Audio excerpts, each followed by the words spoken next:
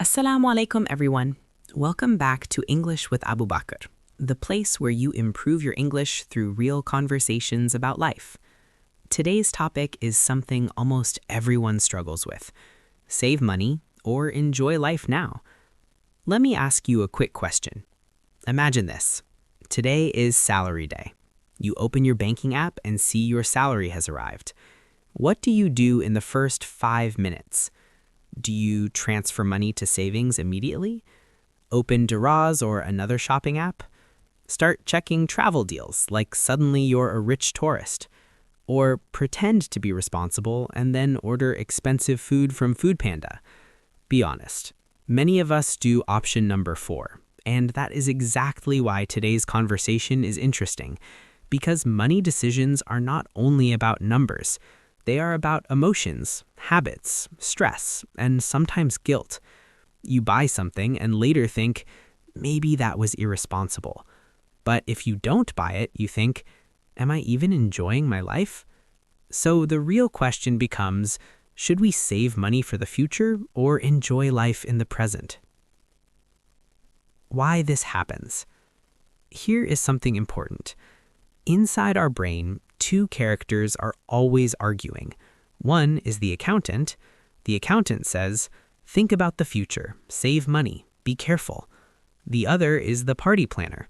The party planner says, you worked hard, relax, you deserve this. And honestly, the party planner has better marketing, especially on payday. For a few minutes after getting paid, people start thinking, this month will be different. I will save money. I will be disciplined. And by Friday, they have ordered biryani twice and bought something random online. Sound familiar? Impulse purchases. This is what we call an impulse purchase. An impulse purchase means buying something suddenly without planning. For example, I went to the market to buy milk, but the new shoes became an impulse purchase. This happens because many money decisions are made when we are tired or stressed. Sometimes you're not buying a product, you're buying relief. You think, I had a terrible day. Let me order something nice. And for 10 minutes, it feels great. Then future you wakes up and asks, why did we do that? Delayed gratification.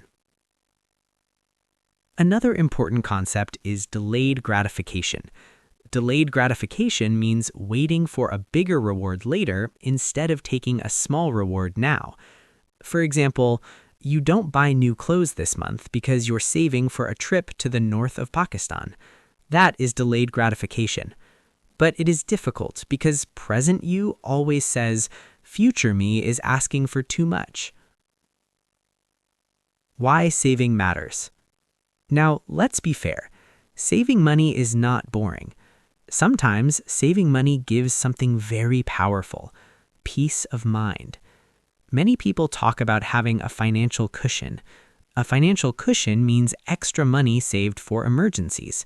For example, if your car breaks down, or a medical bill appears, or your salary gets delayed, that small savings protects your brain from panic. This is why people say, save for a rainy day, because problems never send a calendar invitation. But enjoying life also matters. However, there is another side. Some people save and save and save and forget to actually live. Life becomes, not now, maybe later, but later keeps moving further away. So the goal is balance. Not all spending is bad. Some spending adds real value to life. This is called discretionary spending. Discretionary spending means money you spend on non-essential things. For example, eating out, travel, movies, or hobbies. Sometimes it's okay to splurge. To splurge means spending extra on something special. For example, I don't splurge often, but I splurge on travel. Experiences often become memories, and memories stay longer than products. A simple rule. Before buying something expensive, pause for 5 seconds. Ask yourself, what does this purchase support in my life? Then weigh the pros and cons. Weighing the pros and cons means thinking about the good and bad sides. Also, ask yourself about opportunity cost. Opportunity cost means what you lose when you choose one thing instead of another. For example, if you spend all your money on small online purchases, the opportunity cost might be a future trip or a course that could improve your career. Reality check. And one more important thing. Not everyone is deciding between travel and shopping. Some people are just trying to make ends meet. To make ends meet means having just enough money for basic living.